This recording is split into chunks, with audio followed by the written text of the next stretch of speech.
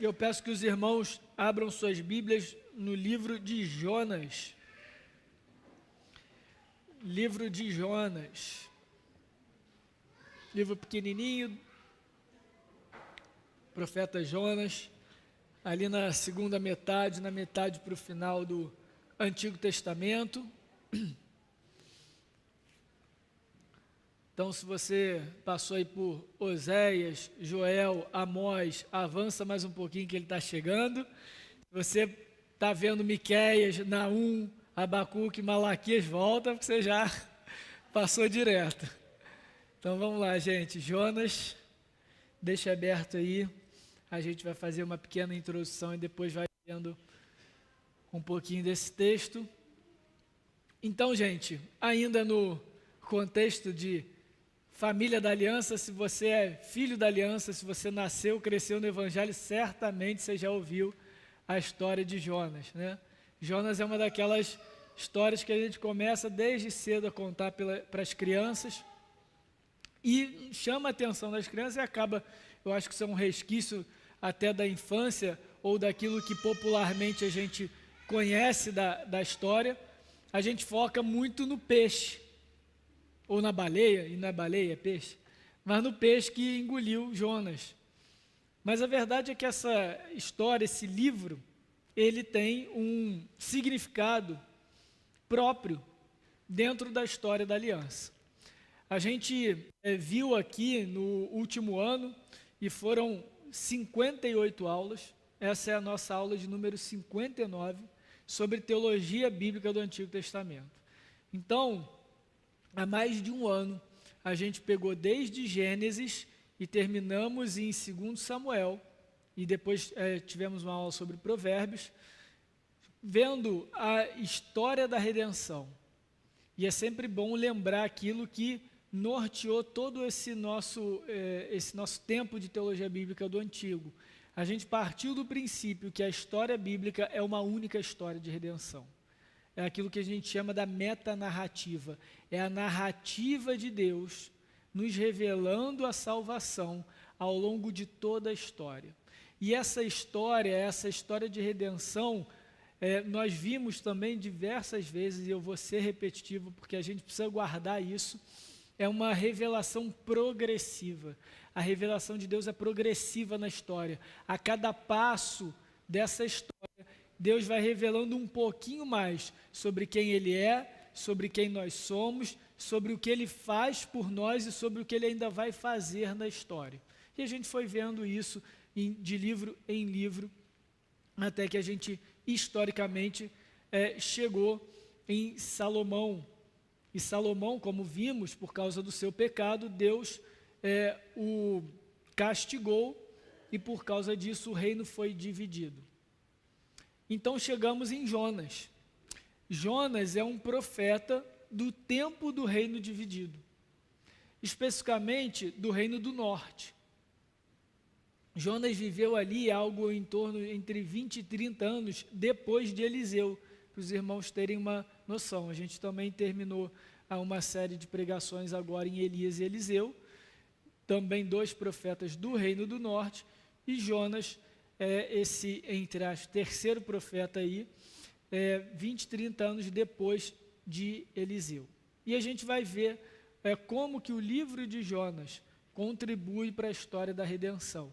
Esse vai ser a nossa última sessão, e a gente vai dar uma pausa nesse grande estudo de teologia bíblica do Antigo, porque a partir de fevereiro a gente começa a confissão de fé. E aí serão 30 aulas aí na confissão de fé de Westminster, tá bom? Para cá, para Jonas, a gente vai gastar todo o mês de janeiro. 4 capítulos, 4 aulas, simples assim. Então a gente vê o primeiro capítulo hoje, tá bom? Então vamos lá, como eu falei, o livro de Jonas, ele registra eventos 20 e 30 anos depois de Eliseu, no Reino do Norte, cuja capital era a Samaria. O Reino do Norte ainda não tinha sido desmantelado pelos assírios, ele ainda não tinha sido levado para o cativeiro, mas a gente vê que já está na iminência disso acontecer. E aí então, Jonas vive durante o reinado de Jeroboão II. E eu queria que os irmãos abrissem em 2 Reis, capítulo 14, versículo 23. A gente não vai ler Jonas, pedir para abrir em Jonas, mas é bom que vocês vão aquecendo para achar o livro, né? Mas 2 Reis, capítulo 14. 2 Reis, capítulo 14, versículos 23 a 25. 2 Reis 14, 23 a 25.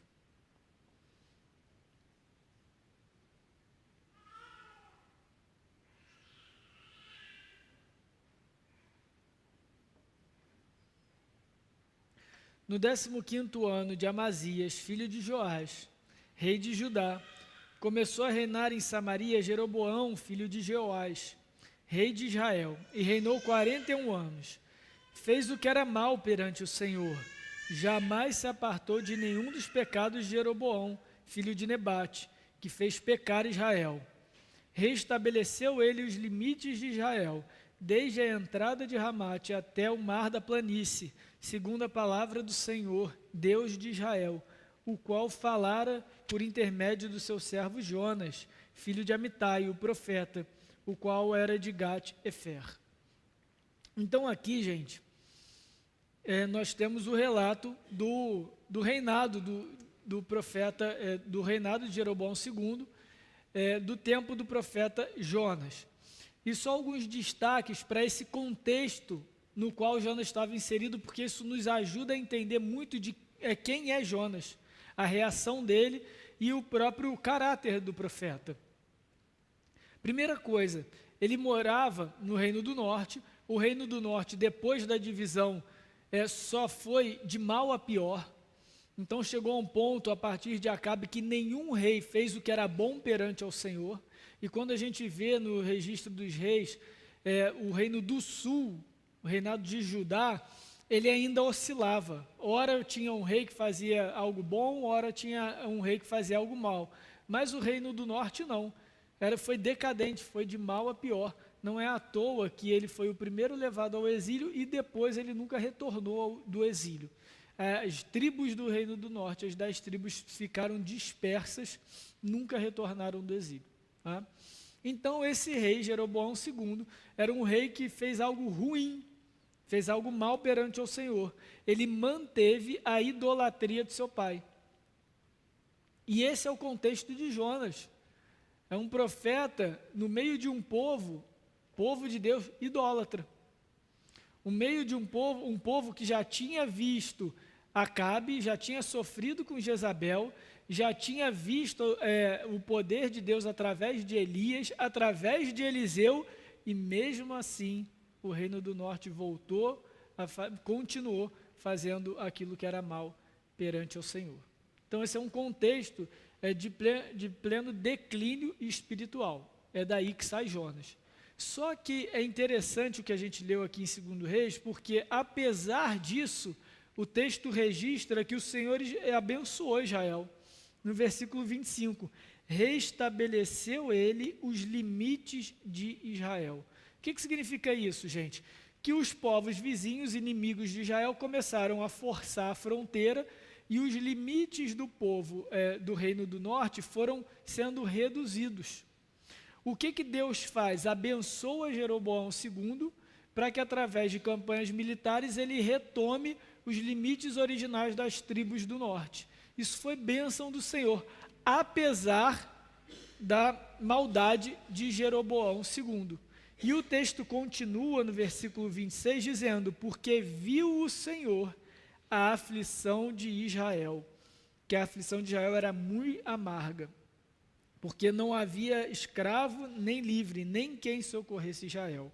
E 27, ainda não falara o Senhor em apagar o nome de Israel debaixo do céu, porém os livrou por intermédio de Jeroboão, filho de Jeoás. E aqui essa frase, essa expressão do 26, porque viu o Senhor a aflição de Israel, é muito semelhante à expressão de Êxodo, porque o Senhor viu a aflição do seu povo, ouviu a aflição do seu povo. Então, realmente, isso aqui é um registro de misericórdia de Deus, apesar de um momento de enorme declínio espiritual. E aí, gente, agora sim vocês podem voltar para Jonas. Pode voltar lá para o livro de Jonas, que agora eu vou ler, tá, gente? Prometo.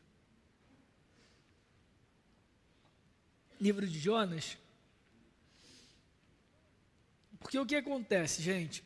O livro de Jonas é um livro sobre a compaixão de Deus e a falta de compaixão do profeta. Somente pelo contexto histórico, pelo contexto local em que Jonas estava inserido, ele deveria entender a compaixão e a misericórdia de Deus em relação aos ninivitas. Porque ele mesmo morava num reino cujo rei fazia o que era mal perante ao Senhor, cujo povo não estava com o coração contrito em direção a Deus, e ainda assim Deus levantou o próprio Jonas para proclamar salvação para aquele povo, misericórdia para aquele povo, porque Deus era fiel à sua aliança e amava aquele povo. Então Jonas, naturalmente, na sua cidade natal, já tinha sido mensageiro de esperança, mensageiro da compaixão, mensageiro da misericórdia de Deus. Ainda assim, ele teve o coração, ele não agiu dessa forma. Mas por causa disso, e até por causa desse contexto em que ele estava, ele conhecia o coração de Deus, ele sabia que Deus era misericordioso. Vamos ler o versículo 1 e 2 de Jonas. Veio a palavra do Senhor a Jonas, filho de Amitai, dizendo: dispõe-te, vai à grande cidade de Nínive, e clama contra ela, porque a sua malícia subiu até mim. Versículo 3, Jonas se dispôs, mas para fugir da presença do Senhor, para Tarsis, e tendo descido a Jope, achou um navio que ia para Tarsis, pagou, pois, sua passagem, embarcou nele, para ir com eles para Tarsis, para longe da presença do Senhor. Então é uma história muito bizarra, né? Quando a gente já chega com ela conhecida, a gente já sabe o que vai acontecer, que ele vai pegar esse navio, o navio vai afundar, o peixe vai comer ele, depois ele vai ser vomitado na praia, aquela coisa toda. Mas a gente precisa olhar para os detalhes da narrativa e entender, e é aquela pergunta que a gente sempre faz aqui nos nossos estudos: por que esse texto está aqui? Por que Deus revelou isso a nós?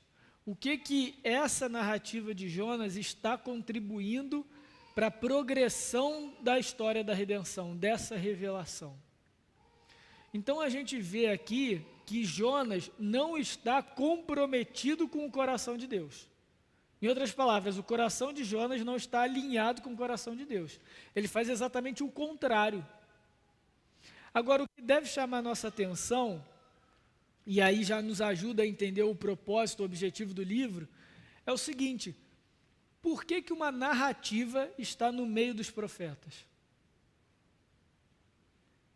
Jonas está numa parte do Antigo Testamento chamada os profetas menores. Na realidade, a Bíblia hebraica é dividida até hoje, em grandes pedaços. E você tinha o pedaço dos profetas, com os grandes livros, com os grandes rolos, Jeremias, Isaías, Ezequiel, Daniel, e aí você tinha uma unidade, normalmente era um único rolo, com os 12 profetas. É assim que os judeus chamam essa parte, aquilo que a gente chama dos profetas menores, os 12 profetas. E a grande questão é a seguinte: por que no meio de 11 profetas, de Oséias a Malaquias, a gente tem uma narrativa? Porque se a gente olhar para o livro de Jonas, Jonas não é um livro profético como literatura. Não é literatura profética. É um discurso narrativo. Ele não é o registro dos oráculos, das profecias do profeta Jonas. Na verdade, a única coisa que tem é uma indicação de natureza profética do livro, é justamente esse início do livro. Veio a palavra do Senhor a Jonas. Essa é uma expressão de antecipação de um anúncio ou de um oráculo de Deus. O oráculo é uma mensagem que Deus vai levar para um representante e normalmente esse oráculo, ele vai revelar uma situação presente, espiritual, e levar aquele que recebe o oráculo a uma ação. Então a gente tem os oráculos de Isaías contra as nações, contra o Egito, até contra o povo de Deus, porque é Isaías condenando os pecados do povo, e aí para o povo ser levado ao arrependimento. Isso é um oráculo, tá? Só que Jonas não tem isso, a gente não sabe o que Jonas pregou para Nínive. A gente só sabe que a palavra de Deus chegou para Jonas. Mas, em primeiro lugar, historicamente, ele está aqui porque ele foi escrito ou está assinado por um profeta, Jonas. Mas o segundo motivo é o tema. Apesar do livro de Jonas ser um livro narrativo, ele segue toda a estrutura de um oráculo, como eu falei. Ele segue toda uma estrutura profética. Porque como uma boa profecia, uma mensagem típica do Antigo Testamento, o profeta era levantado para conduzir o povo ao arrependimento. Então o profeta sempre começa mostrando a condenação de Deus, a santidade de Deus, os pecados do povo, aquilo que o povo merecia receber ou vai receber caso não se arrependa, e depois chama ao arrependimento. E a gente vê isso em toda a estrutura do livro. E mais, o oráculo de Deus, uma profecia, por natureza, ela também tem o compromisso de refletir e manifestar o caráter de Deus. Seja um caráter de justiça, seja um caráter de misericórdia. E aqui no livro do profeta Jonas, a gente vê o caráter de misericórdia do Senhor. Então, a grande mensagem do livro de Jonas é exatamente essa, que Deus é um Deus misericordioso.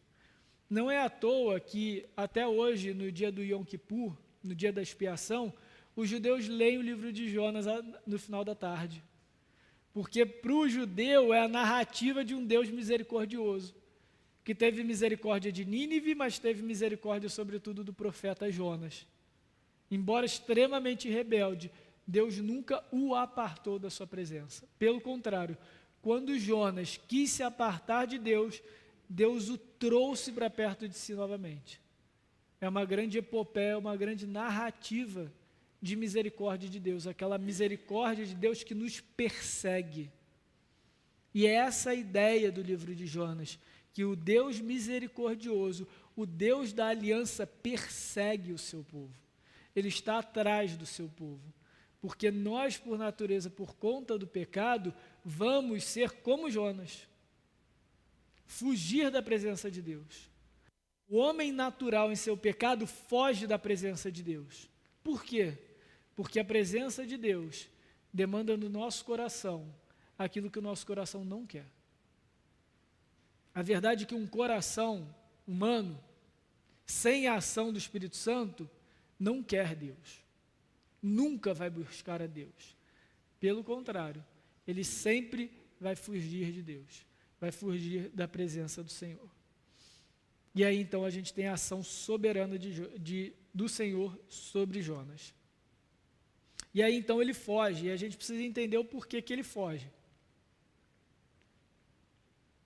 Mas antes disso, alguma dúvida, gente? Que é uma escola dominical, tá? Então, falem, perguntem, não é para ficar pregando aqui uma hora não. Fiquem à vontade. Então vamos lá, pessoal. Quando a gente olha então a reação de Jonas, a gente tem dois motivos que explicam essa reação. Só que na realidade, um é muito mais forte e é aquele que o texto nos diz. O outro a gente consegue só inferir, mas a gente não pode dar muito peso para ele. Então vamos lá. Porque Jonas fugiu da presença do Senhor, de imediato ele faz exatamente o oposto. O primeiro lugar é por causa de quem iria receber a mensagem. Aqui a gente está falando de Nínive. Nínive era a capital da Síria. Era uma metrópole, era uma megalópole da época, 120 mil habitantes, era uma coisa absurda para aquela época. absurda. Seria algo como São Paulo aqui, região, só a capital ali, 10, 12 milhões de habitantes, fora a região metropolitana. Então, assim, para um local árido, que você tinha pequenas cidades de 2 mil habitantes, de 5 mil habitantes, você ter uma de 120 mil era uma coisa estrondosa, absurda, né? À toa que o texto na frente vai dizer que era necessário 3 dias de caminhada para você atravessar Nínive. E ela era a capital do Império Assírio, e o Império Assírio, na época, era o maior império e o mais cruel. E os assírios se orgulhavam da sua crueldade. Então, só para os irmãos entenderem, e aí cada um que prega em Jonas ou Naum vai trazer um detalhe sórdido aí dos ninivitas. Eu não vou entrar em tantos detalhes, mas eu vou explicar, só vou dar um exemplo, gente, só um exemplo. Era prática dos assírios, quando eles pegavam os prisioneiros de guerra, eles cortavam os membros da pessoa, as pernas e um braço, e deixavam a pessoa daquele estado na beira das ruas, para que elas saudassem com aquele único braço os ninivitas que passavam. E ela ficava daquele jeito na rua até morrer, e nas estradas. É esse o nível de Nínive, esse é o nível da Assíria. E os relatos são inúmeros. Quem tiver estômago aí, depois joga aí no Google, no chat GPT aí, as técnicas de crueldade aí dos ninivitas. Mas é daí para pior, gente. Então, não perde tempo com isso não, mas só se tiver curiosidade mesmo. Então, assim, era um povo sangrento, era um povo cruel, era diabólico. E aí, certamente, a gente já poderia correr para ver, está vendo? Jonas não queria ir lá porque ele estava com medo dos ninivitas. Em nenhum momento o livro de Jonas fala sobre medo. E isso, gente, é o que mais nos intriga sobre Jonas, porque Jonas tem uma plena consciência de quem Deus é. Jonas não tem dúvidas sobre o caráter de Deus, Jonas não tem dúvidas sobre o poder de Deus. Então ele não tinha medo dos ninivitas, por mais atroz que fosse aquela nação. Ele não tinha medo dos ninivitas, na verdade ele estava revoltado em ter que ir até Nínive para pregar arrependimento. Porque na cabeça de Jonas era o seguinte: esse povo vai ouvir um oráculo de Deus? Esse povo maligno, esse povo cruel, inimigo dos nossos irmãos, vai ouvir um oráculo de arrependimento? Então é como se Jonas, na realidade, estivesse falando: os ninivitas não merecem isso. Esse é o coração de Jonas. E, de novo, é importante a gente lembrar do contexto histórico de Jonas, porque ele está no meio do Reino do Norte, que também não merecia. Na verdade, nenhum de nós merece, nenhum de nós faz por merecer a palavra de salvação. Mas se a gente olhar humanamente, se a gente tentar seguir a lógica de Jonas, ele não tem muito o que falar, né? Tudo bem, o pessoal do Reino do Norte não decepava as pessoas, aquela coisa toda. Mas eles conheciam o Deus da aliança e mesmo assim eram hipócritas. E mantinham o culto a outros deuses. Então a gente vê que Jonas tem um falso sentido de justiça. E muitas vezes isso acomete a nós. Quando a gente olha para as crueldades e as atrocidades feitas por outras pessoas, e lá no fundo, a gente julga, achando que, não, essa pessoa não pode ser salva, essa pessoa tem que ir para o inferno mesmo. Só que o nosso Deus é um Deus soberano. Por isso que eu abri com o texto de Êxodo, Deus revelando a sua bondade para Moisés. E aí, olha só que interessante, vamos voltar rapidinho, não precisa abrir não, mas só para aquela cena, aquele texto que eu li: eu terei misericórdia de quem eu quiser ter misericórdia, e terei compaixão de quem eu quiser, ou de quem aprouver ter compaixão. Por que Deus fala isso? Em que contexto? Deus está revelando a sua aliança para Moisés, e Moisés pede para ver a Deus. Aí ele falou: beleza, eu vou passar a minha bondade vou fazer passar minha bondade, mas você não vai poder me ver, porque eu terei misericórdia de quem eu tiver. O que Deus está falando? Ele está falando o seguinte: Moisés, você encontrou graça, você vai ver a minha glória passando, mas é porque eu quis, tá? Você mesmo não é nada. E o fato de eu estar fazendo isso com você não quer dizer que eu seja obrigado a fazer de novo.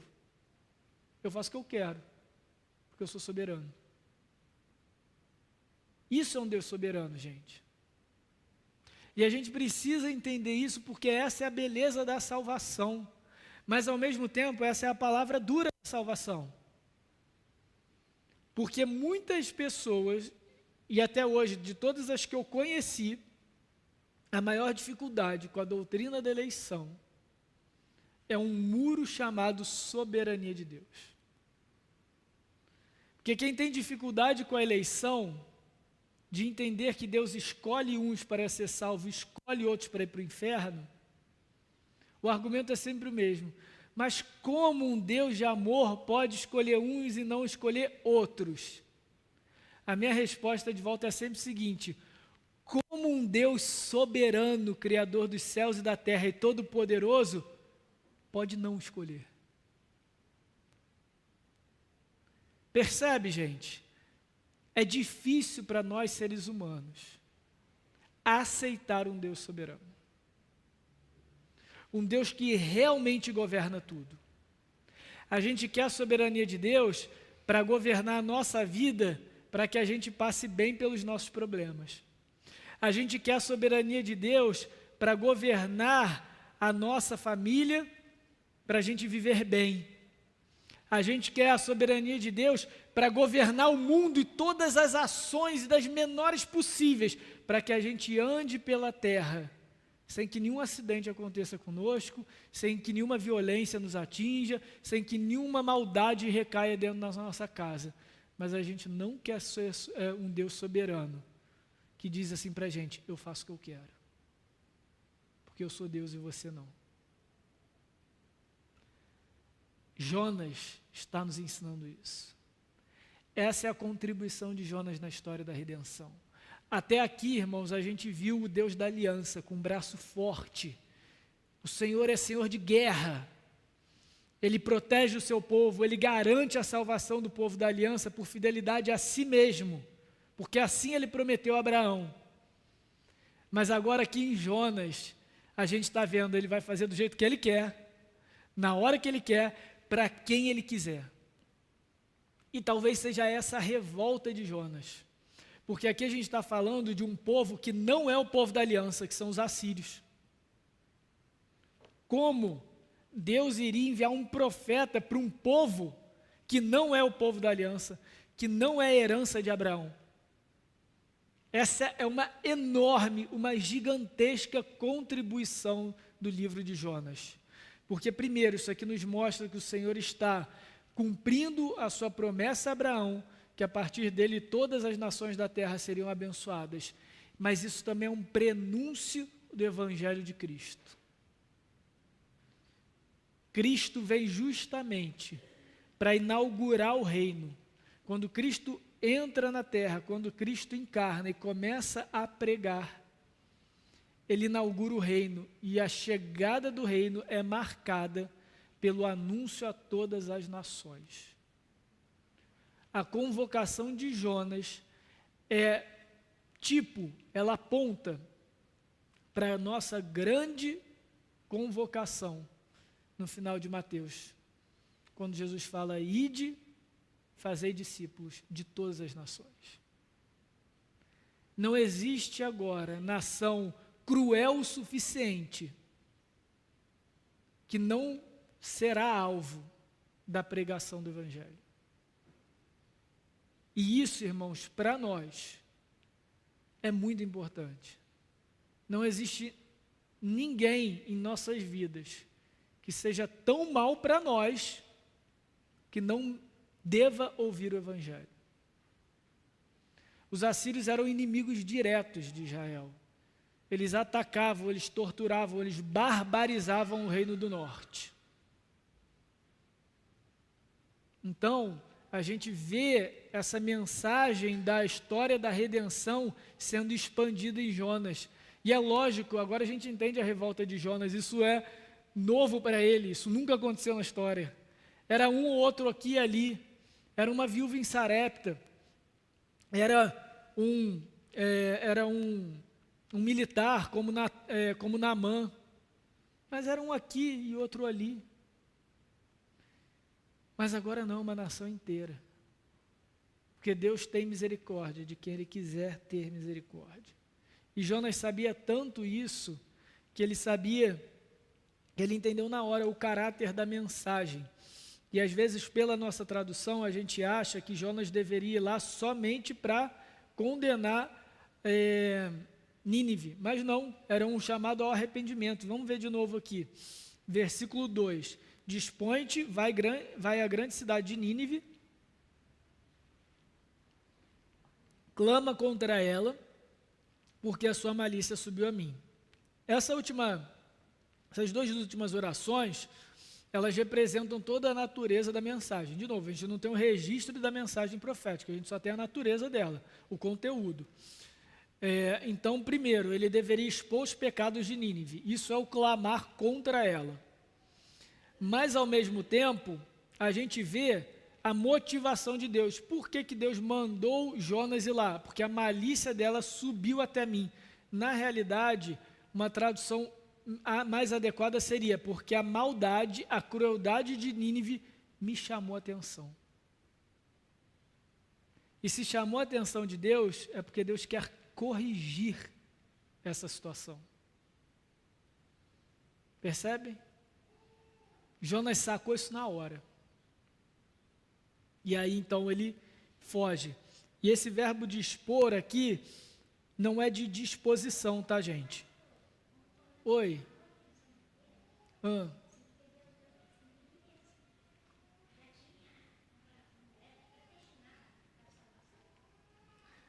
Nossa irmã perguntou se chamou a atenção de Deus porque ele já tinha predestinado para a salvação.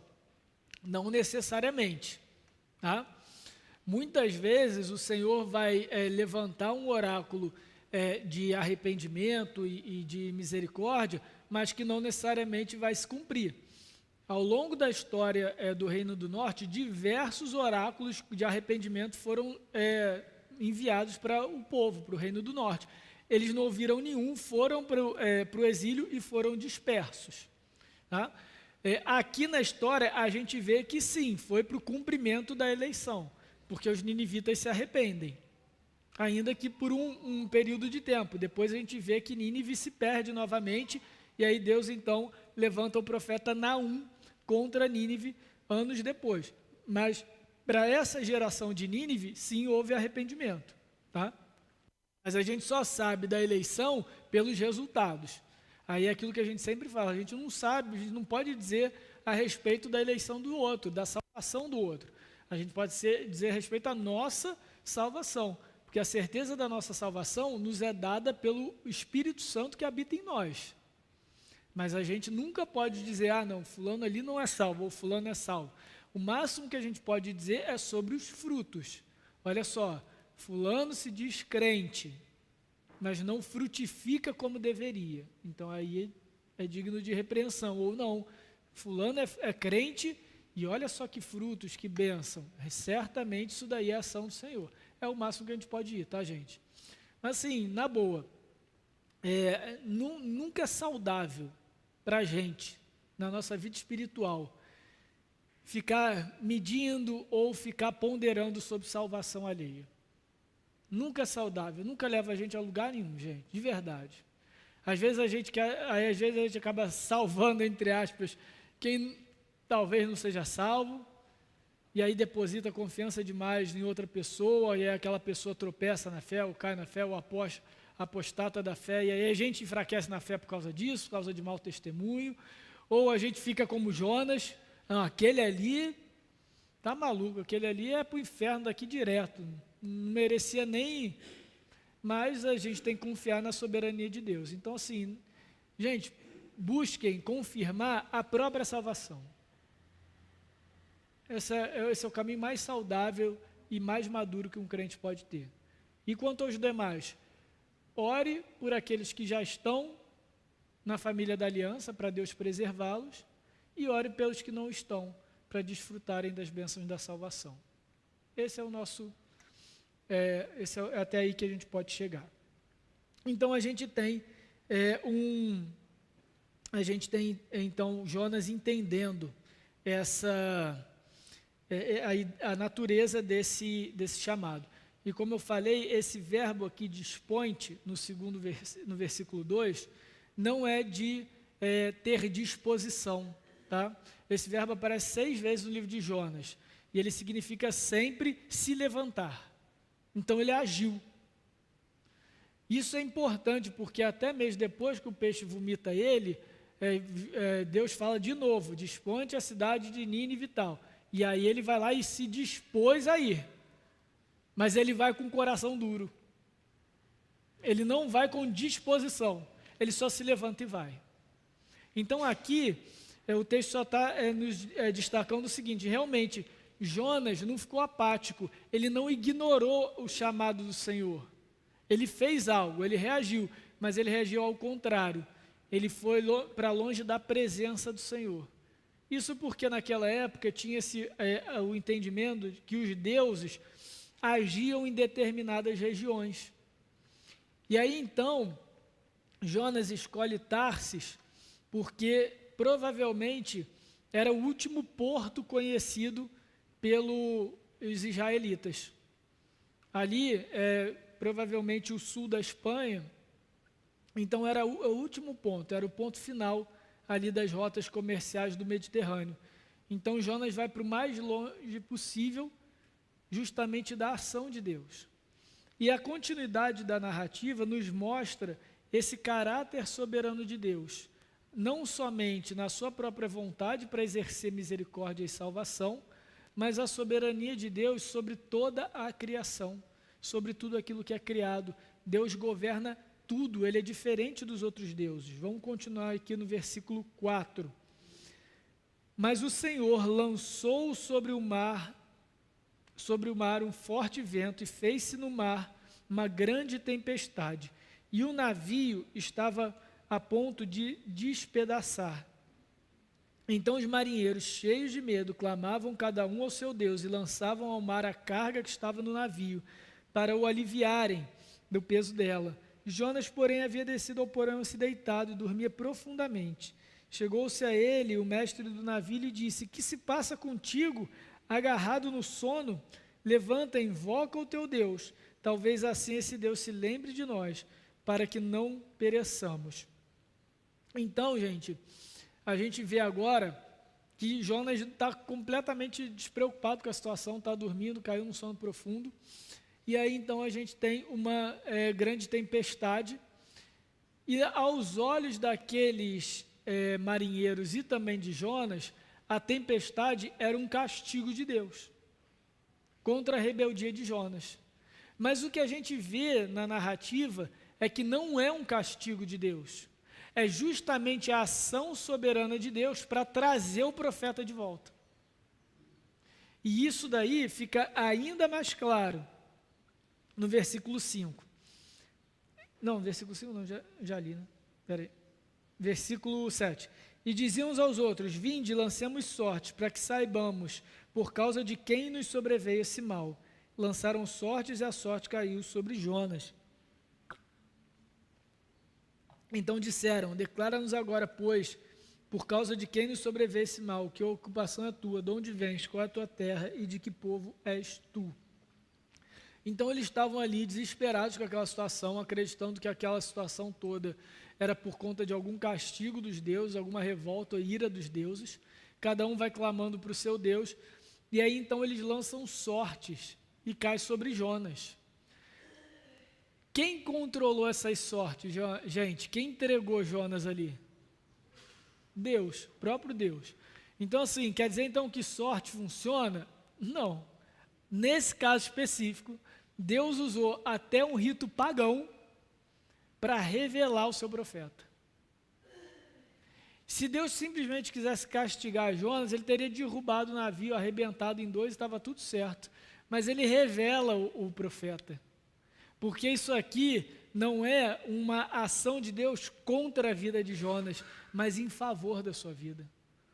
Jonas já estava no seu declínio espiritual, ele estava completamente ali preso. E aí então Deus já começa a agir soberanamente, agora por aquilo que seria aleatório aos nossos olhos, para revelar o profeta.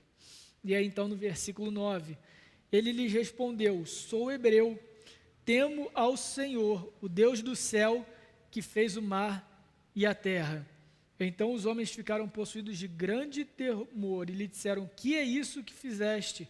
Pois saibam os homens que ele fugia da presença do Senhor, porque sabiam os homens que ele fugia da presença do Senhor, porque ele o havia declarado. Então ele conta toda a história para aqueles homens, e a maneira como Jonas mostra quem é Deus, nos diz que ele sabe, ele conhece muito de Deus. Vejam, sou hebreu, e a gente já falou um pouco isso, né?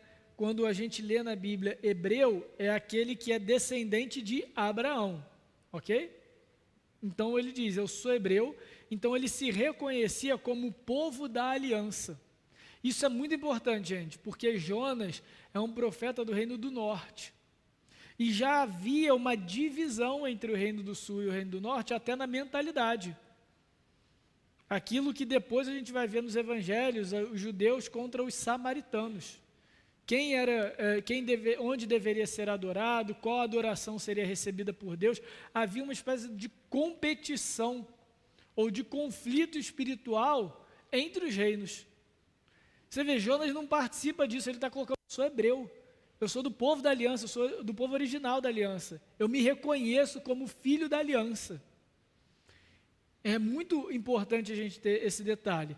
E ele diz: eu temo o Senhor, mas ele está fugindo da presença do Senhor. Eu temo o Senhor, o Deus do céu que fez o mar e a terra.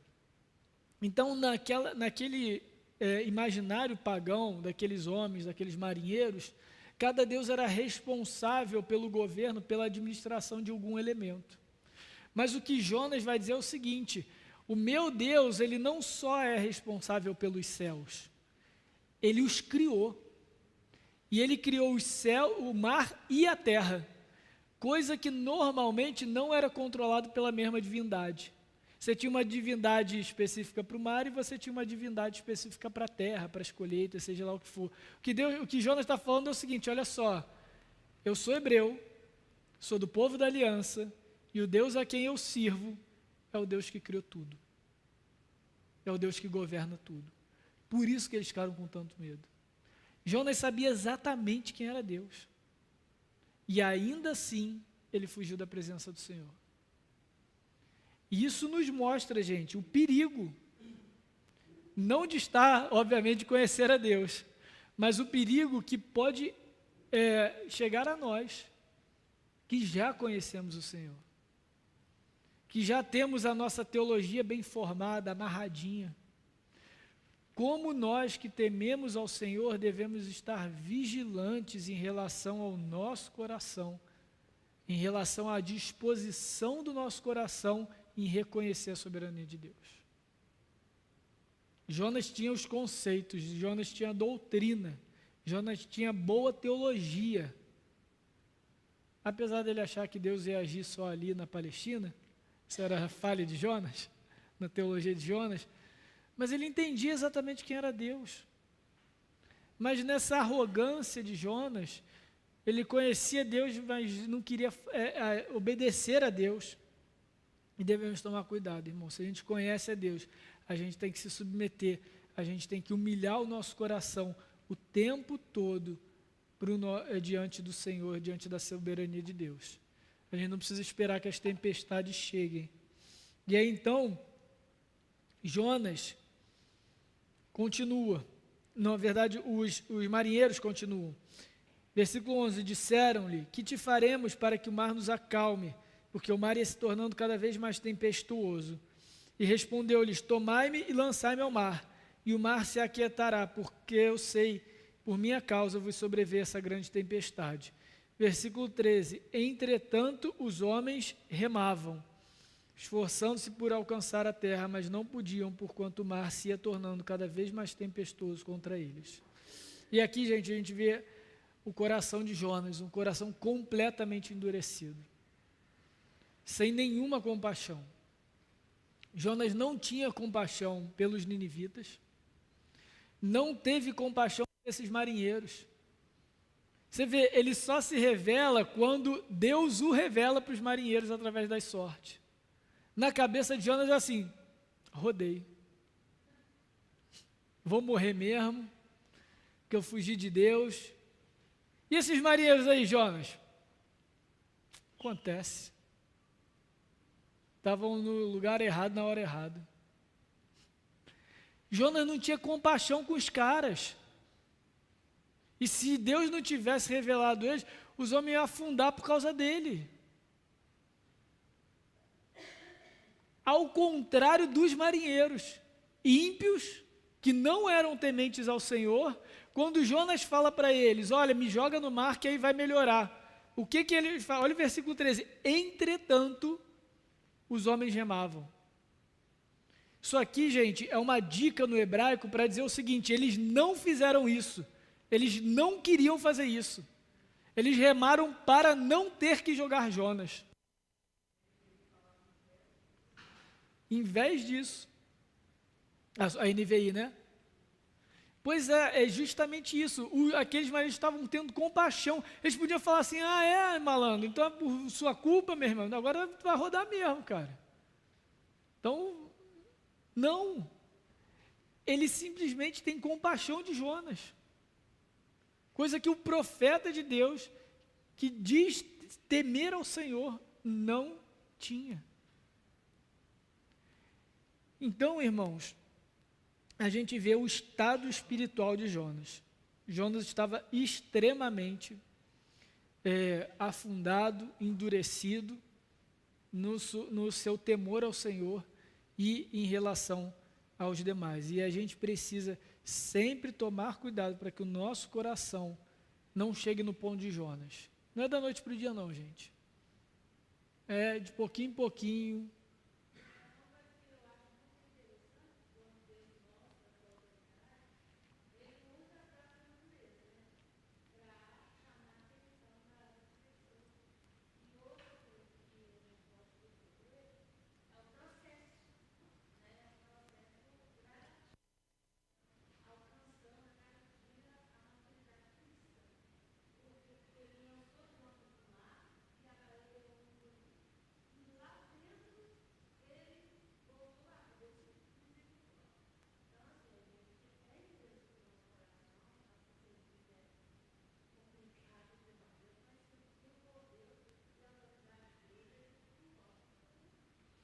Exatamente. E quando a gente olha o livro de Jonas sob essa ótica da soberania de Deus, ela o tempo todo está sendo demonstrada, inclusive sobre Jonas. Jonas foge, aí é jogado no mar, o peixe engole ele, ele se arrepende, aí depois ele vai lá pregar para Nínive, faz um negócio meio fajuto, a cidade se arrepende e ele fica revoltado contra Deus de novo. Então, de fato, como você falou, é um processo e é a soberania puxando Deus. E isso também é prova da fidelidade de Deus. Essa é a outra contribuição do livro de Jonas na história da redenção. Porque a gente viu isso no povo, né? O povo o tempo todo fazia o que era mal perante o Senhor, aí o Senhor então agia na história para chamar o povo de volta para si. Lembra dos ciclos dos juízes, a espiral de decadência que a gente viu? Como é que era? O povo fazia o que era mal perante o Senhor levantava uns inimigos, o povo clamava por misericórdia, Deus levantava um juiz. Mas foi chegando no final, o que acontecia? O povo fazia o que era mal, Deus levantava um inimigo e o povo nem mais clamava a Deus. Não foi o caso de Sansão? O povo não clamou por nenhum juiz, mas o Senhor levantou Sansão e falou: a partir dele eu começarei a libertação de Israel do domínio dos filisteus. Pode falar, depois.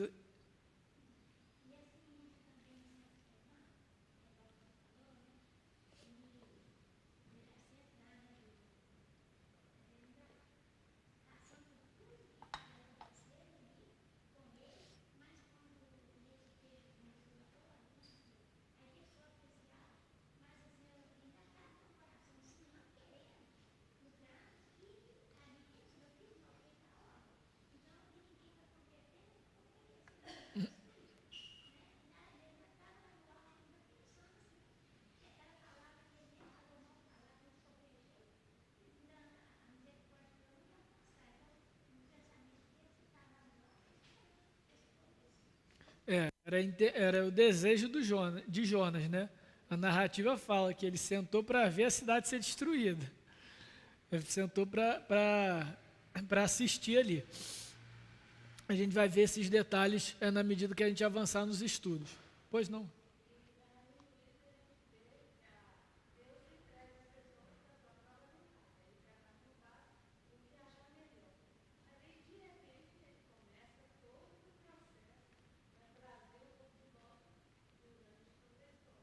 Exatamente. E isso que a gente viu na... Fala aí, Ivan. Pode falar, gente. É bom que eu vou bebendo minha água aqui, fico tranquilão.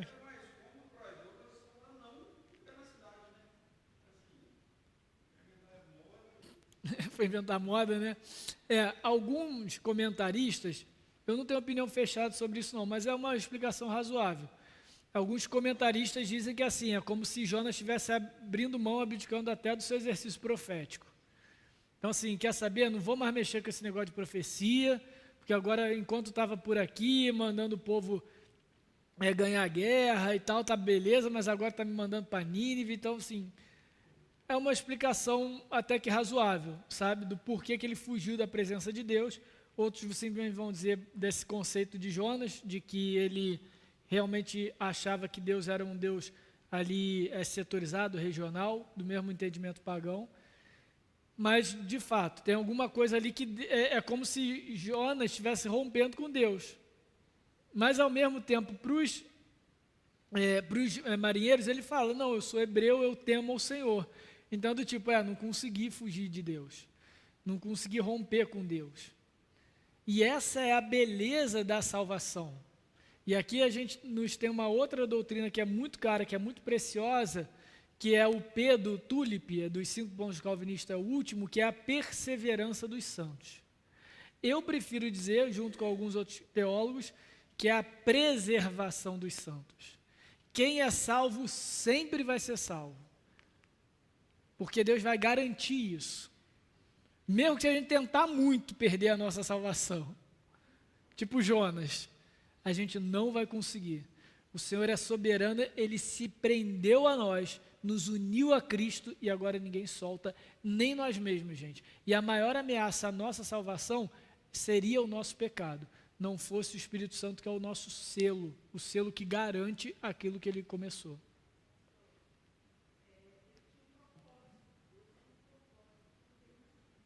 Sim. Perfeito.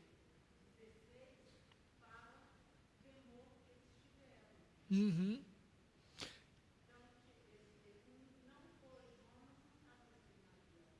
Exatamente, perfeito. Perfeito, perfeito.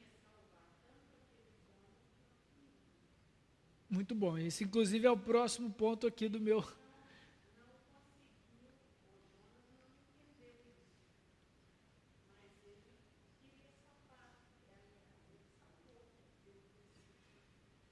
Excelente, gente. É isso aí. E eu gosto quando vocês interagem, vão fazendo essas observações, porque, gente, é assim que a gente estuda a Bíblia. Vejam, vocês estão observando a narrativa, entenderam o contexto geral, entenderam o tema principal, a soberania de Deus, e agora vocês estão buscando nos detalhes como que isso se reflete no texto. Excelente colocação, inclusive é o próximo ponto. Deus é soberano na sua salvação. Ele permitiu que Jonas fugisse, justamente para alcançar aqueles marinheiros. Eu digo mais, será que não tinha um profeta melhor para chamar não do que Jonas? Com certeza. Mas se tivesse chamado um profeta obediente, aqueles marinheiros não seriam alcançados. E o próprio Jonas não seria trabalhado no seu coração, na sua dureza, na sua falta de compaixão. Então vejam como o livro de Jonas pessoaliza a história da redenção. Até então, a história da redenção era o povo de Deus, a gente tinha que ficar se enxergando nesse povo. Agora não, pessoalizou, foi para o nível do coração de um indivíduo, de alguns indivíduos, para a gente ver que nós fazemos parte dessa história da redenção e como que Deus nos insere nessa grande história. Então, o livro de Jonas é uma ótima tradução. Agora, ele pega o particular e insere no contexto do todo.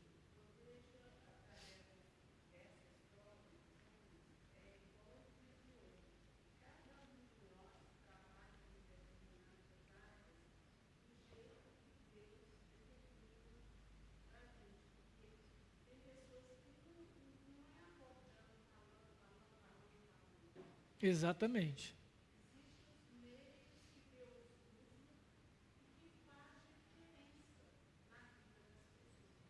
E eu digo mais. Uhum.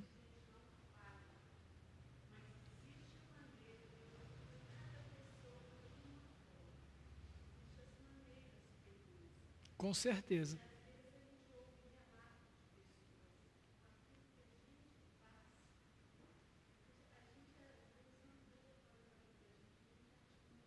Não fez nada. E eu digo mais para. Sim.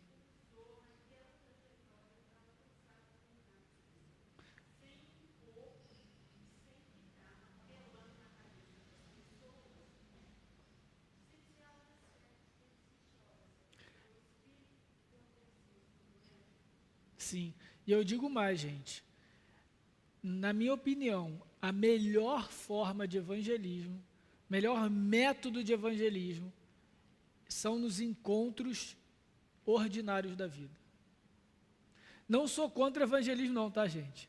Não sou contra grandes eventos, grandes ações missionárias, mas muitas vezes eu vejo que as pessoas estão assim, só preocupadas, não, vamos parar a cidade, vamos fazer um show na praça, vamos distribuir 10 milhões de panfletos, mas todo dia, gente, e todos os dias, o nosso dia inteiro, a gente está interagindo com marinheiros. A gente tem que aprender esse evangelismo no dia a dia. Ter a resposta certa, ter a palavra certa. Jonas não tinha, como a minha irmã falou, às vezes o Senhor usa, a gente nem sabe que a gente está sendo usado. Mas a nossa oração tem que ser essa. Senhor, eu estou saindo de casa hoje para o trabalho, me dá uma oportunidade de falar do Teu Evangelho.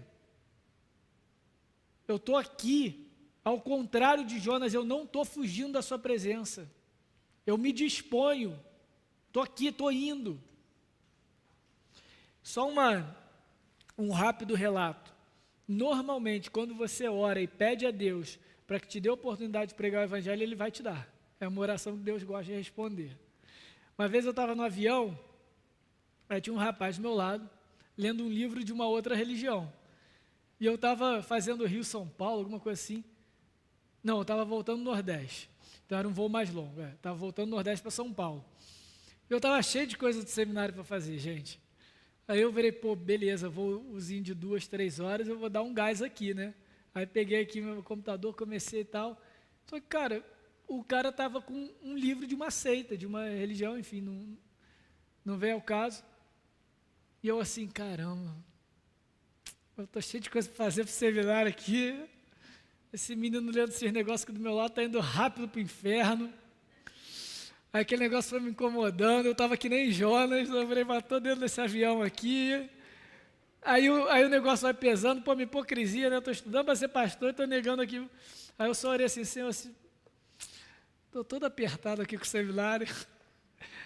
Mas se for da tua vontade, dá uma oportunidade de pregar o evangelho com esse rapaz. Aí, cara, eu nem terminei a oração, o menino estava assim. Você estuda a Bíblia? Aí eu, pronto. Aí dali foi a viagem toda, até o final, até desembarcar, pregando o evangelho e tal, não sei o quê. Então é isso, gente. É isso. Se eu saísse ali no avião, lendo o livro de Apocalipse, arrependei-vos, não sei o que lá, antes que esse avião pouse, pode ser que ele nem pouse, não sei, ia todo mundo ficar com medo, eu ia ser preso pelo comissário de bordo, e provavelmente o pessoal ainda fala, nossa, olha lá, esse crente maluco até dentro do avião. Então, gente, realmente, de novo, nós somos muito a favor do evangelismo, muito a favor das missões, quando bem feitas, quando bem direcionadas, mas não menosprezem o poder do dia a dia, do ordinário, irmãos. Aqui não é discurso explosivo para crescer a igreja, para multiplicar não, tá, gente? Mas Só pense, faça uma conta rápida.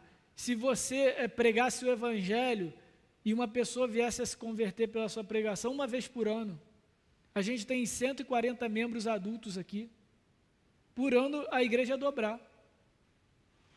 De novo, não precisa botar isso como meta para 2025 não, mas bota como meta para 2025 que você vai se dispor, que você não vai ser como Jonas. Não menospreze, gente, e realmente é o Espírito Santo quem vai te capacitar. Hã? Claro, até 2. Marcos.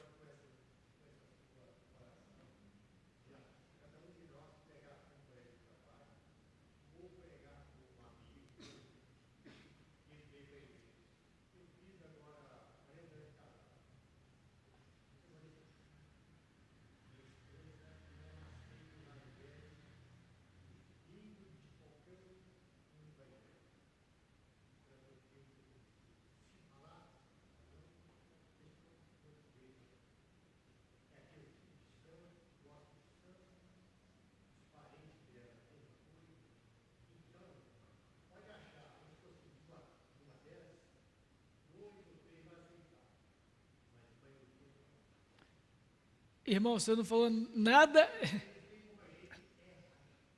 Irmão, você falou exatamente o que eu falei. Sabe por quê? Como eu disse, eu concordo com o irmão. Não sou a favor desses discursos de crescimento de igreja justamente por isso. Mas mais do que isso, quem é soberano é Deus. E, gente, isso é muito importante para nós. Isso é muito importante. A gente prega o evangelho por 2 motivos. Primeiro, porque é pela pregação que o Senhor estabeleceu o meio de se fazer conhecer. É isso que Paulo nos ensina. Como crerão se não há quem pregue, ok? Só que a Bíblia não vincula ao resultado. Não, pastor, mas eu preguei a minha vida inteira. Todo dia eu pregava o evangelho para alguém, não teve um que converteu. Irmão, nós somos chamados para pregar.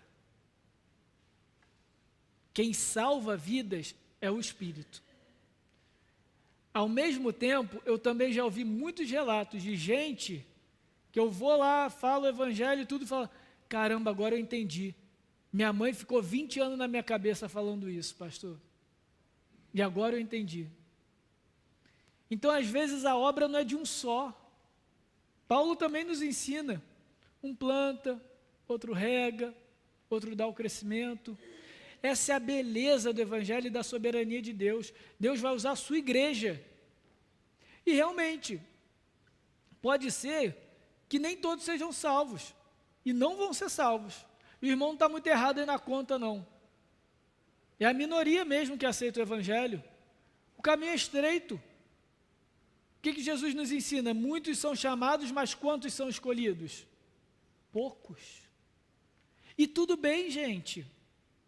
É difícil para a gente, principalmente quando a gente tem um exemplo em casa, que a gente está ali todo dia, anos, década, e não entende, e não crê, e não compreende.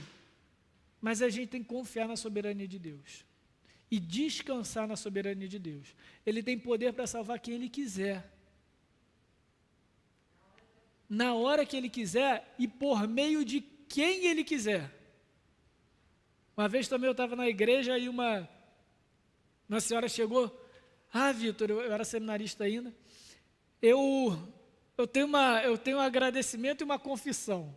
Aí eu, cara, eu quero agradecer a Deus porque o meu marido finalmente converteu, não sei o que lá, mas eu tenho uma confissão que eu estou com muita raiva. Que isso, meu irmão, como assim? Orei por ele a vida inteira, preguei o evangelho, 20 anos de casado, sei que lá, e o homem não convertia. A gente estava andando no mercado, o sujeito entregou um folheto, olha o folheto aí, entregou um folheto, perguntou se podia fazer oração, danado não aceitou Jesus. Aí a primeira coisa que eu falei para ele, por que eu estou falando a vida inteira?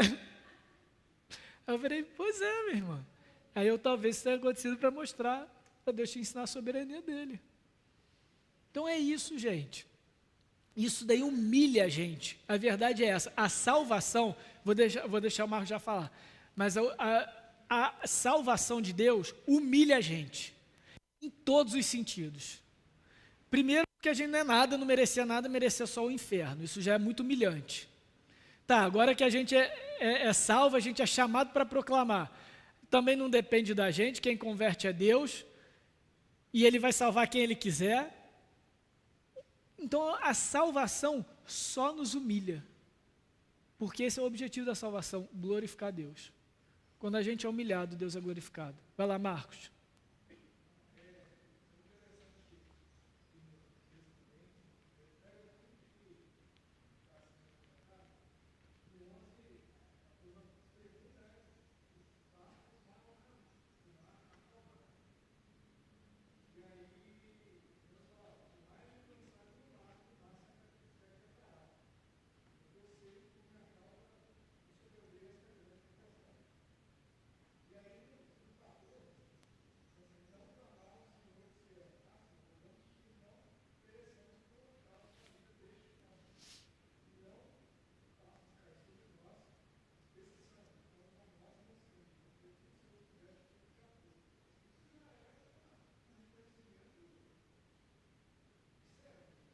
Eles se converteram. A gente vê isso, inclusive, no final do versículo 16.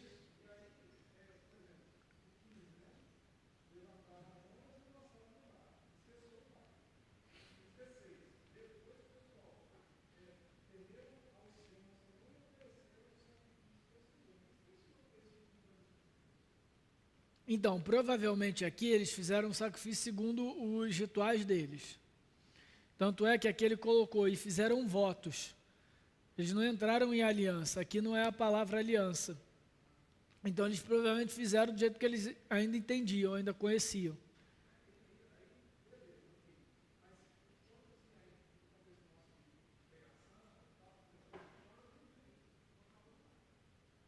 Não tá, exatamente,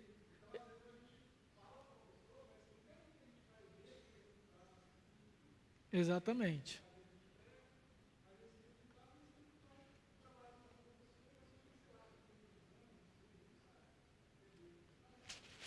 O que eu acho mais interessante dessa cena é que depois que o mar se acalma, é que eles oferecem sacrifício. E tem muita gente que a vida espiritual é exatamente o contrário. Quando está no meio da tempestade, busca a Deus, e aí quando vem a bonança, quando acaba a tempestade, esquece de Deus novamente. Eles podiam simplesmente ter seguido com a vida pagando, eles, que bom que deu certo, pronto. Fiz a minha mandinga aqui, acabou a tempestade, vamos seguir viagem. Não. Eles temeram e fizeram votos. Eles fizeram um compromisso do jeito deles, mas fizeram um compromisso pessoal de que eles iam seguir a Deus. E aqui a gente vê, muito importante, como que eles chamam o Senhor? Como é que está escrito na Bíblia de vocês? Com letra maiúscula, não é? O que a gente já sabe, o que significa Senhor com letra maiúscula? Muito bom, Davi. É a palavra que ele fala lá em Êxodo, eu sou o que sou. É a primeira letra de cada uma dessa frase. É o nome pactual de Deus. Então, eles já chamam Deus como o Deus do pacto. Então, eles tomaram esse pacto para si. E aí eles vão seguir a vida deles, e a gente não sabe como, mas eles reconheceram o Deus da aliança de Jonas, que seria o Deus da aliança para eles também. Então, eles tomaram para si o Deus da aliança. Não, é antes o Deus minúsculo. Aí agora eles estão convocando o Deus da aliança. Tá? Então, realmente, foi algo que a gente viu, que no final das contas a soberania de Deus convergiu para tudo isso. Último ponto, gente. Vou ser bem rápido, mas fiquem à vontade para perguntar, tá? Não precisa correr, não. Versículo 17. Deparou o Senhor um grande peixe para que tragasse a Jonas. E esteve Jonas 3 dias e 3 noites no ventre do peixe. Esse deparou Deus, o Senhor separou um peixe para Jonas.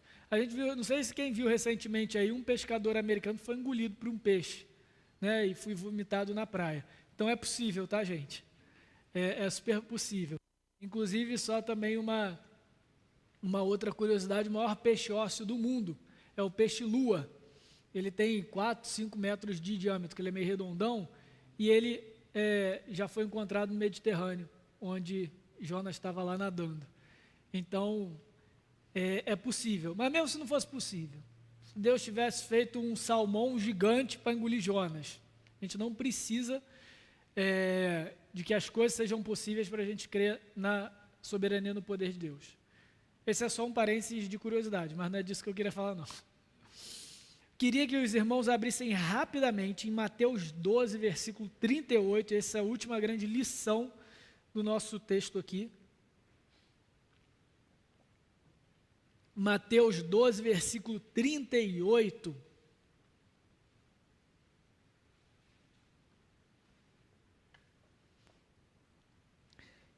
Então alguns escribas e fariseus replicaram: Mestre, queremos ver da tua parte algum sinal. Ele, porém, respondeu: uma geração má e adúltera pede um sinal, mas nenhum sinal lhe será dado, senão o do profeta Jonas. Porque assim como esteve Jonas 3 dias e 3 noites no ventre do grande peixe, assim o Filho do Homem estará 3 dias e 3 noites no coração da terra. Versículo 41, ninivitas se levantarão no juízo com esta geração e a condenarão, porque se arrependeram com a pregação de Jonas. E eis aqui está quem é maior do que Jonas. Gente, nós vemos então em Mateus o porquê o livro de Jonas está no meio dos profetas. Ele realmente é um livro profético. Mas a gente só descobriu que ele é um livro profético quando Cristo atribuiu a narrativa de Jonas como profecia. E essa é a grande progressão da revelação. Quem lê Jonas sem Mateus não entende Cristo. E aí a gente precisa enxergar toda a Bíblia através de Cristo. Esse é o grande ensino do livro de Jonas para nós. A história da redenção é a história da obra de Cristo na nossa vida. E a gente precisa entender como que Cristo explica tudo isso, explica o Antigo Testamento. Aqui, rapidamente, Jesus foi interpelado pelos seus opositores dizendo o seguinte: vem cá, dá um sinal. Ele já tinha feito um montão de coisa, mas dá um sinal para provar que você é você mesmo. E aí, então, Jesus fala assim: não vou dar um sinal para vocês. Mas no dia do juízo final, todos aqueles que se converteram vão ser, inclusive os ninivitas, né? Vão ser testemunha contra os que não se converteram. O que Jesus está dizendo aqui? Ele está dizendo o seguinte: Deus é justo para condenar pecadores para o inferno. E todos nós que cremos seremos testemunhas vivas da justiça de Deus. E aí Jesus está dizendo: eis aqui aquele que é maior do que Jonas. Jonas foi um anúncio pontual para uma nação fora de Israel, de que Deus é soberano para salvar quem Ele quiser. E Cristo é a tradução da profecia. Ele que cumpre essa profecia de forma plena. É a obra de Cristo, é a morte e a ressurreição de Cristo que torna a salvação de Nínive realidade. É porque Cristo morreu que o Senhor pode exercer misericórdia, irmãos. Deus só pode exercer misericórdia pelo pecador, por causa da obra de Cristo. Porque existe um instrumento de realização daquilo que antes estava só no coração de Deus. E esse instrumento é o próprio Cristo. Por isso, irmãos, quando a gente olha para Jonas, a gente deve se enxergar em Jonas. Um coração que pode e tem tudo para ficar endurecido, mesmo conhecendo a Deus. E por isso se humilhar diante do Deus soberano. A história de Jonas é uma história de soberania de Deus em todos os sentidos, como a gente viu aqui.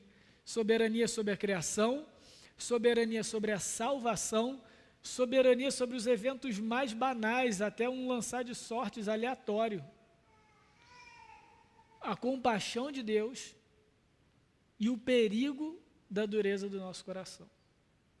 Isso tudo apontando para a obra redentora de Cristo na história. Alguma dúvida, irmãos? Esse é só o primeiro capítulo, a gente tem mais 3 ainda por vir.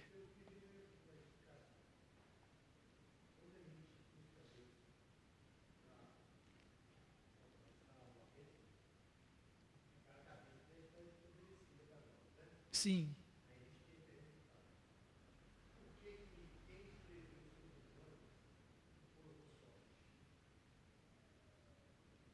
Porque foi exatamente isso que eles fizeram. Eu não sei que tipo de sorte era, mas não é sorte como a nossa palavra hoje, você teve sorte e tal. É como se assim, lançaram os dados, lançaram alguma coisa lá que eles entendiam que ia revelar a vontade dos deuses, entendeu? Dos deuses. Ali eles estavam consultando os deuses deles. Por isso que eu falei sobre a soberania de Deus. Até mesmo pagãos, pessoas que não conheciam, não temiam a Deus, usando lá os negócios deles, Deus usou aquilo para falar. Deus é soberano. Exatamente. Isso também era algo comum da época, tá, gente? Por exemplo, você tinha no Antigo Testamento, ali para o sacerdote, o Urim e o Tumim, que era uma forma do sacerdote lançar sorte para descobrir a vontade de Deus. O que era o Urim e o Tumim? Eram 2 pedrinhas, uma preta e uma branca. Ela basicamente dizia sim ou não dizia nada, se as 2 caíssem viradas para cima. E aí, o sacerdote ia consultar a Deus pelo Urim e Tumim, ele jogava pedra. Era isso. E por muito tempo, Deus falou pelos sacerdotes através do Urim e do Tumim também. Mas hoje ele não fala mais através de sorte, não fala mais através de, sei lá, leitura de mão, leitura de carta, leitura de concha. Deus fala através da sua palavra. E esse elemento também demonstra que a revelação é progressiva. Deus se revelou para o seu povo de inúmeras formas, não é isso que Hebreus 1 fala? Pelos profetas, mas nos últimos dias se revelou por Cristo. Então a gente não usa mais o Urim e o Tumim, porque a gente tem a escritura completamente fechada, e agora a nossa vontade, agora as nossas decisões vão ser feitas de acordo com a escritura. Mas aí você poderia dizer, mas só que, pastor, lá no Antigo Testamento eles usavam o Urim e Tumim até para coisas mais cotidianas do dia a dia. Será que a gente pode ir para a guerra? Será que a gente pode fazer isso? Então, por que Deus usava esse tipo de sorte para coisas cotidianas e a gente não pode fazer isso hoje? Porque a Bíblia não vai dizer se a gente tem que comprar um carro, se a gente tem que fazer uma casa, se a gente tem que casar, ela não diz isso. E agora? Porque, irmãos, a gente tem que entender uma coisa. Aquelas decisões cotidianas do povo de Deus, naquele momento histórico, estavam construindo a história da redenção. Então, a depender de contra quem o povo lutasse, isso é revelar algo ou não sobre a história de Israel dentro do contexto da eleição. Do minúsculo para o maiúsculo. Então, por exemplo, Abraão ter um filho, que diferença que faz? Toda a diferença. Porque Abraão foi eleito por Deus para ser patriarca e iniciar a nação de Israel, que depois traria o próprio Cristo, que aí sim expandiria para todas as nações. Só que às vezes a gente quer colocar a nossa história individual em pé de igualdade da história da redenção. Então, irmão, e aí, eu devo comprar um carro ou não, pastor? Então, use princípios bíblicos de sabedoria. Qual é a sua motivação para você comprar esse carro? Você tem dinheiro para comprar esse carro? Você tem dinheiro para manter esse carro? Isso são princípios bíblicos. Agora, irmão, eu comprar um carro ou você, não vai fazer diferença nenhuma na história da redenção. Cristo já foi revelado e ele vai voltar de novo. Acabou. Por isso que ele não precisa de Urim e Tumim, de revelação do Espírito para construir uma casa, para fazer um curso, para estudar. Gente, Vamos olhar para a história da redenção e a soberania de Deus. Nós não somos tão importantes quanto a gente pensa.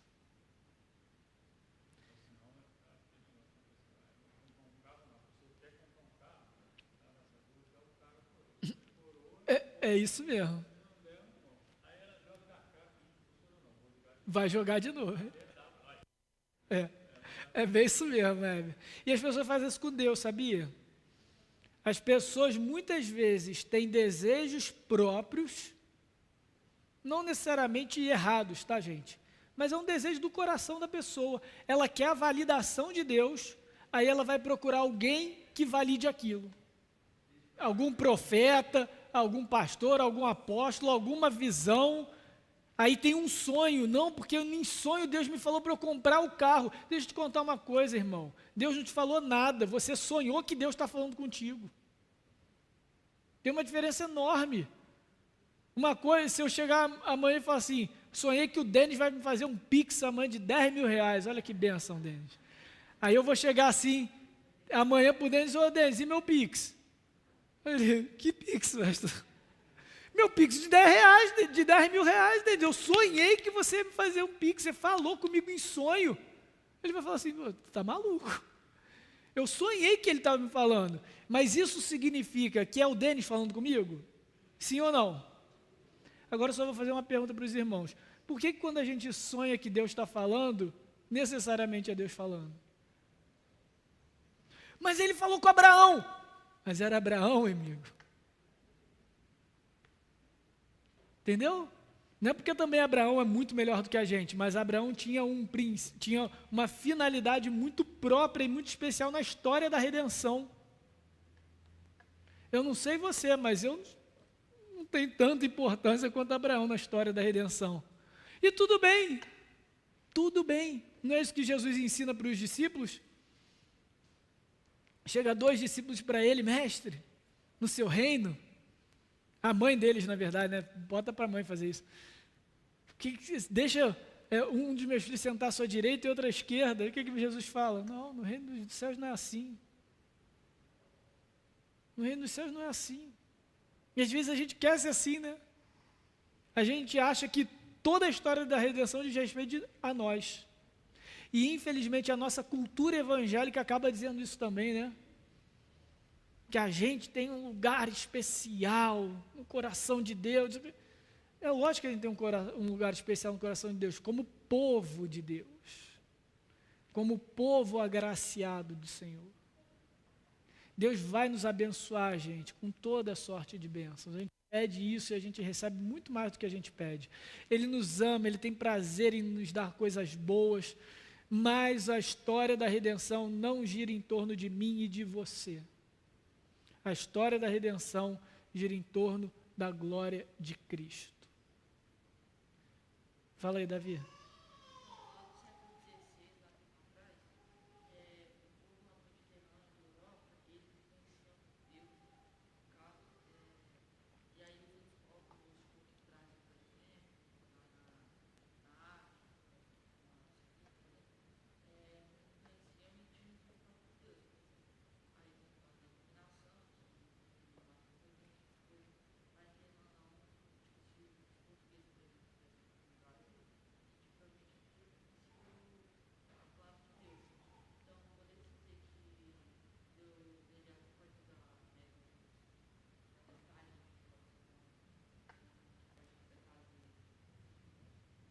A pergunta do Davi é que ele contextualizou dizendo que o evangelho ter se expandido pelo mundo se deu muito pelas campanhas católicas de dominação, que a gente não concorda como corretas, mas mesmo assim o evangelho chegou até muitas nações, muitos povos. E a pergunta dele é se Deus pode usar métodos até a maldade, digamos assim, do homem, com certeza. E a gente tem exemplo bíblico disso. Porque nos profetas, a gente vê Isaías falando, e levantarei o meu servo Ciro contra vocês. Quando o povo de Deus está longe do Senhor, o Senhor levanta um imperador ímpio que nunca se converteu, que era o pior de todos da época, e ele chama de meu servo. Você fala, que isso? Ciro é servo do Senhor? É, mas não é servo porque teme a Deus como nós somos servos, mas é servo porque está a serviço do Deus soberano. Então sim, ele vai usar até ímpios. Um outro exemplo para fechar, Judas, não é? Judas foi escolhido com um objetivo: trair Cristo. Tanto que lá no cenáculo, na última ceia, o que Jesus, depois de comer e tudo, ele vira para Judas e fala: Judas, o que você tem para fazer, faz depressa. E o texto diz, e o diabo, se apegando a Judas, ele então sai. Então sim, até a maldade do homem está a serviço do Deus soberano. Não quer dizer que Deus compactua com esse mal, não quer dizer que essa maldade não vai ser condenada e castigada pelo Senhor, mas até essa maldade é usada pelo Senhor Todo-Poderoso em favor da sua própria vontade.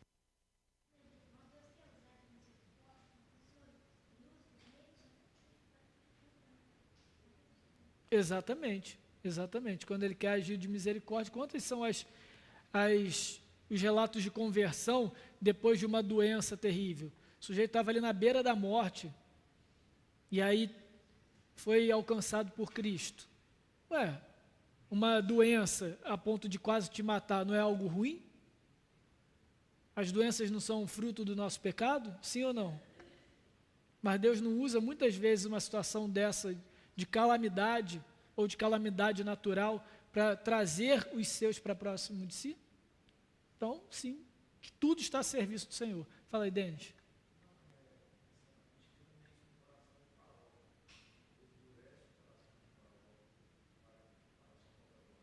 Isso aí.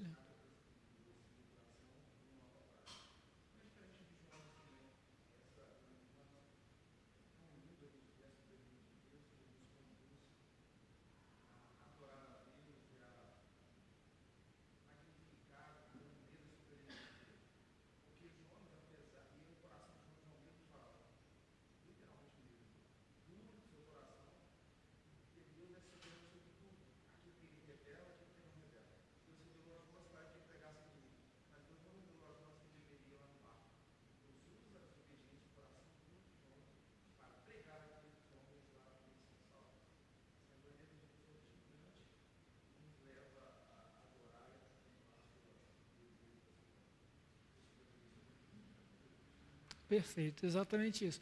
O Antigo Testamento nos traz muitos exemplos disso, né, irmãos? Do Senhor usando tudo e todos ao seu favor. O exemplo que o Denis trouxe também do faraó é muito bom também. Beleza, irmãos, mais alguma dúvida? Mais alguma observação? Não? Então vamos orar. Senhor, muito obrigado, Pai, pela Tua palavra, pelo relato, pela narrativa profética de Jonas, que nos revela quem nós somos, o perigo do nosso coração entregue ao próprio pecado, à própria dureza, à própria falta de compaixão. Nos perdoa por isso. Reconhecemos, Senhor, que sem a Tua graça somos como Jonas, fugindo da Tua presença.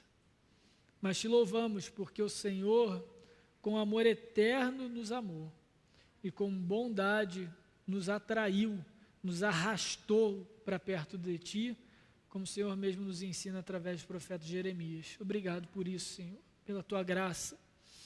Senhor, dá-nos um coração disposto, disponível, apto a cumprir a Tua vontade. Pregar o Teu Evangelho para quem quer que seja, em qualquer momento, Senhor. E que a Tua palavra realmente seja eficaz para aquilo que o Senhor a designou, Pai. Dá-nos o privilégio, porque nós nos alegramos, sim, quando no nosso meio somos testemunha de conversão. Não que o mérito seja nosso e muito menos que sejamos movidos pelo crescimento. Não é essa a nossa ambição e não deve ser-la do nosso coração, mas somos desejosos de ver o Teu reino avançando. E o Senhor Jesus mesmo nos ensina que há uma grande celebração no céu toda vez que um pecador se arrepende. E a gente quer desfrutar dessa celebração aqui na terra, filhos que somos, povo da aliança, dá-nos esse privilégio de vermos o exercício da sua soberania, o exercício da soberania do teu Espírito, diante dos nossos olhos, quando pregarmos, quando testemunharmos a Cristo. Em nome de Jesus, Senhor, dá-nos esse privilégio como igreja, Pai, aqui na cidade onde estamos inseridos, cada um dos meus irmãos, por onde quer que andem, nos locais de trabalho, no comércio e dentro de casa principalmente, que o Senhor nos visite com graça e aí então possamos ser veículos de boas novas, de grande salvação, Pai. Senhor, muito obrigado pelo sinal de Jonas, porque ele nos mostra Cristo, nos mostra o que o Senhor Jesus fez por nós.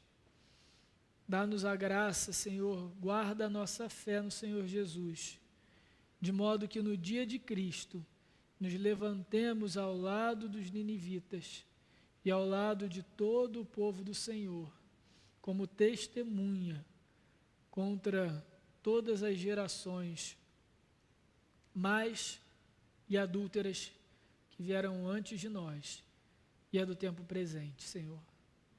Porque a Tua palavra de salvação também traz palavra de juízo. Por isso, anima o nosso coração, todas as vezes que vermos e vivenciarmos uma injustiça, uma maldade contra nós ou contra um próximo nosso, que nós temos no coração a segurança de que a justiça de Cristo virá no tempo certo. E isso seja suficiente para nos dar ânimo, para nos dar esperança, para nos dar motivação. Preserva a nossa fé, Senhor, em nome do Senhor Jesus. E abençoa-nos esse dia de descanso, que tenhamos um bom dia em casa, nos nossos lares. O Senhor nos abençoe nosso almoço. E mais tarde, Senhor, abençoa todo o seu povo, reunido na Tua presença para lhe prestar culto. Essa é a nossa oração em nome do Senhor Jesus. Amém. Amém, meus irmãos. Deus abençoe. Bom domingo, bom dia do Senhor. E bom almoço também.